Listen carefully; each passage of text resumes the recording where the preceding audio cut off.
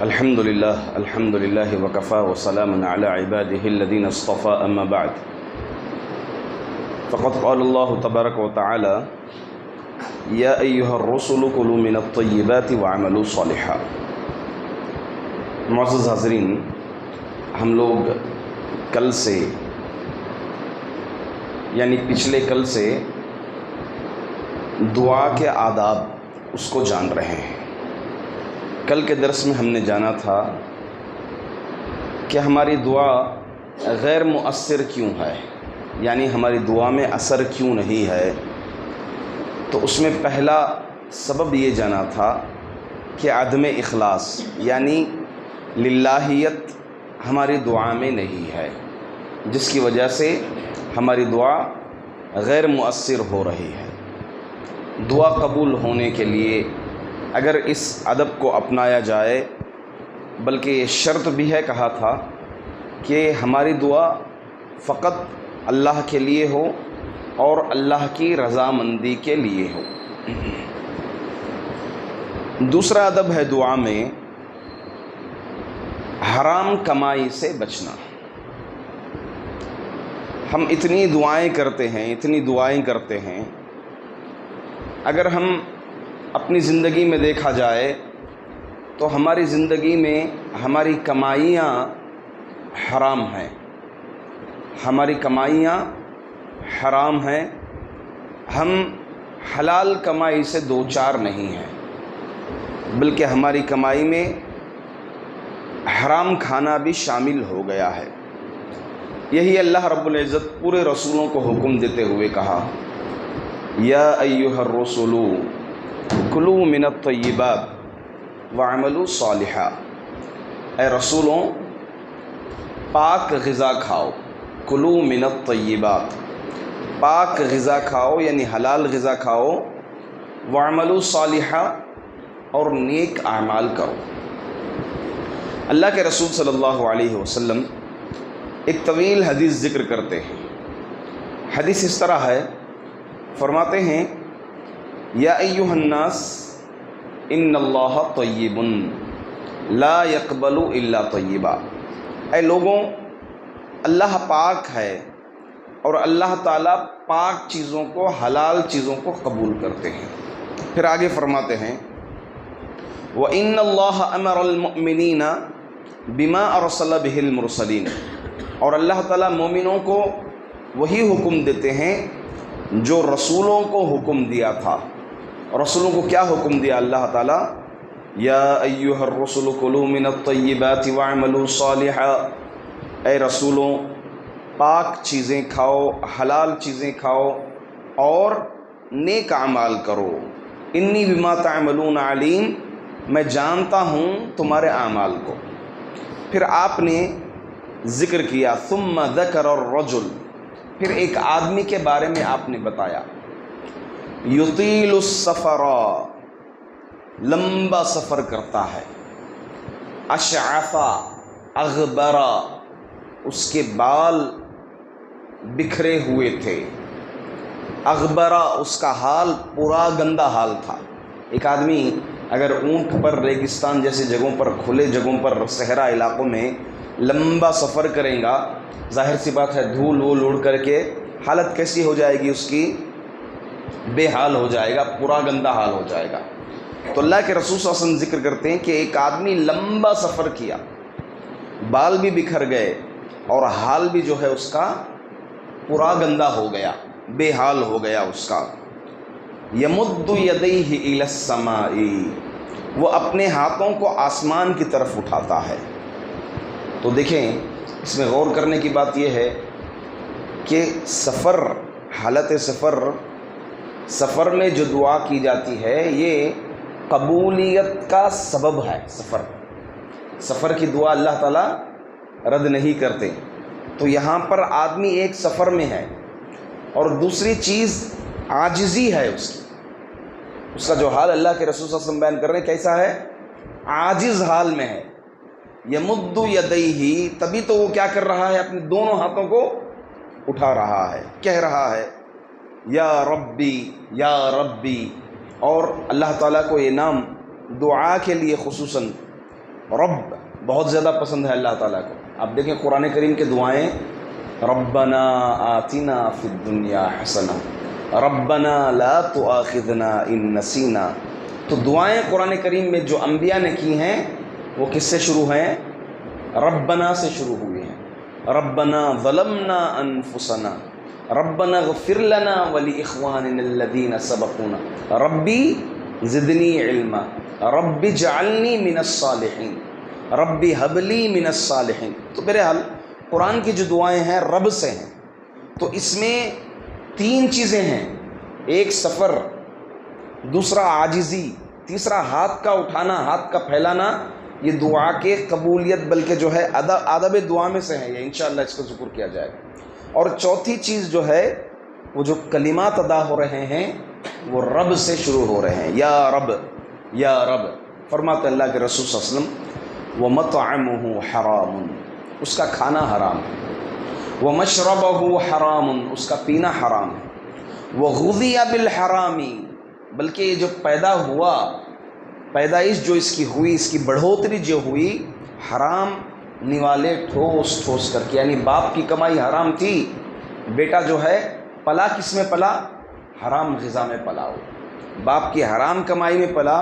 وَمَلْبَسُهُ حَرَامٌ، اس کا لباس بھی حرام ہے. فَأَنَّا يُسْتَجَابُ لِذَلِكَ، کیا ایسے آدمی کی دعا قبول کی جائے گی؟ تو دیکھیں یہاں پہ فَأَنَّا جو عربی زبان کا لفظ ہے، ایسا نہیں کہ اس کی دعا قبول نہیں ہوتی. اس دعا قبول ہونے کے لیے غذائے حرام مانے ہے یقیناً، مگر اللہ تعالیٰ چاہے تو اپنے کرم سے یہ دعا قبول، بندے کی طرف سے کوئی آپشن نہیں ہے، بندے کی طرف سے قبولیت کے کوئی اسباب نہیں ہیں، کوئی کارن نہیں ہے. یعنی اللہ تعالیٰ چاہے تو اپنے کرم سے اس کی دعا قبول کر لیں، مگر بندے کی جانب سے کلیئرٹی نہیں ہے. بس اللہ کا کرم ہو تو اللہ تعالیٰ اس کی دعا قبول کریں گے. مگر بات یہاں پر یہ معلوم ہوئی کہ حرام کمائی کیا ہے؟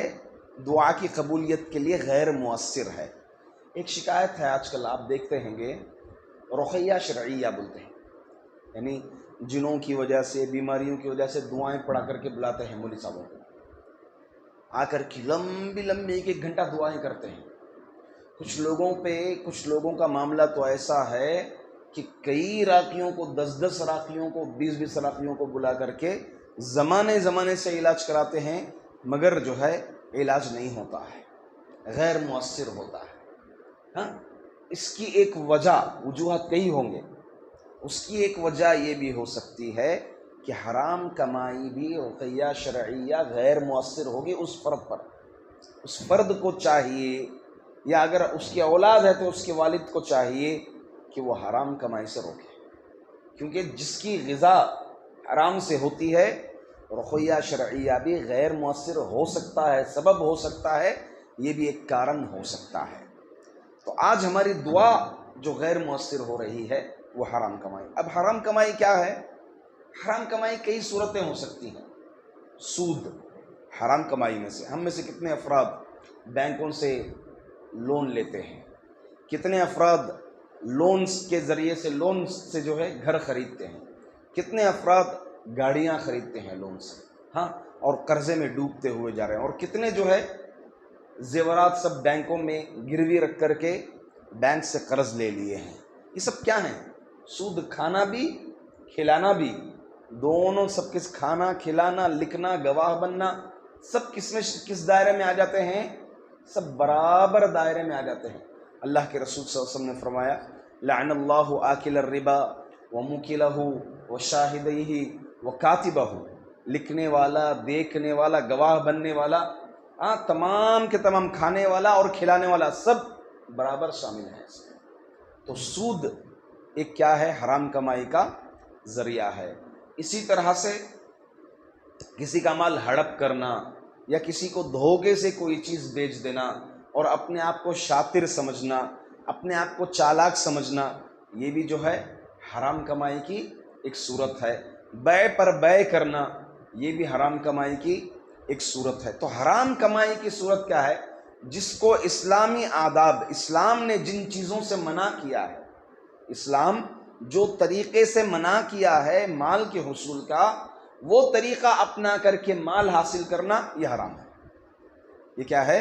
حرام ہے۔ یہی اللہ تعالیٰ نے فرمایا قرآن میں، یا ایھا الذین آمنوا لا تأکلوا اموالکم بینکم بالباطل، اے مومنو تم دوسروں کا مال باطل طریقے سے، غلط طریقے سے کیا مت کرو؟ کھاؤ مت۔ اب حرام کمائی کے سلسلے میں ہمارے اصحاب کا معاملہ کیا تھا؟ حضرت ابوبکر رضی اللہ عنہ، ان کا ایک غلام تھا۔ آپ جب خلافت پر بیٹھے، خلافت پر باعث ہوئے، تو آپ کمائی کے لیے غلام کو بھیجتے تھے۔ اب غلام بھی جو ہے مال کی حیثیت تھا، سرمایہ دیکھ کر کے غلام کو بھیجتے تھے۔ غلام جو ہے جو مال لاتا، آپ تحقیق کرتے شام میں، یہ مال کیسے کمایا، آج جو منافع تجھے ملا کیا طریقہ اپنایا۔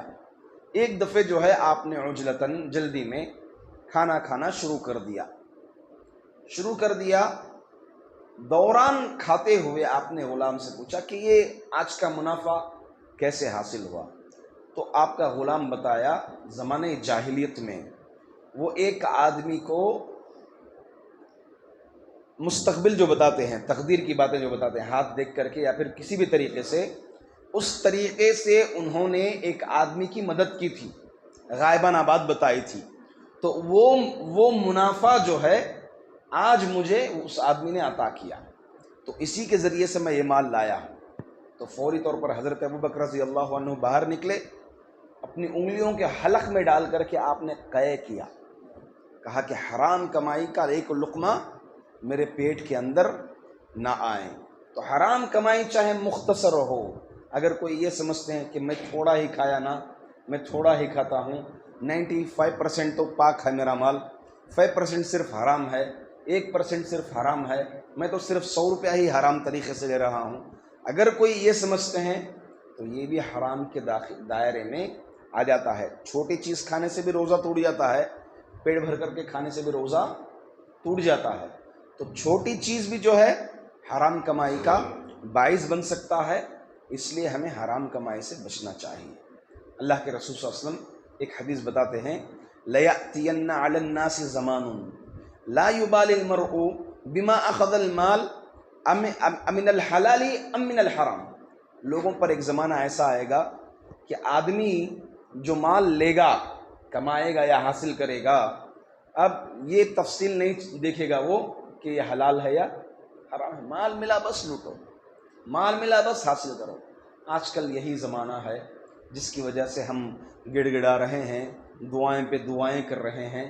آج دعائیں جو ہے ہماری غیر مؤثر ہیں، اس لیے ہم اپنی زندگی میں اپنے گریبانوں میں جھانکیں کہ ہماری کمائی کیسی ہے، حرام ہے یا حلال ہے۔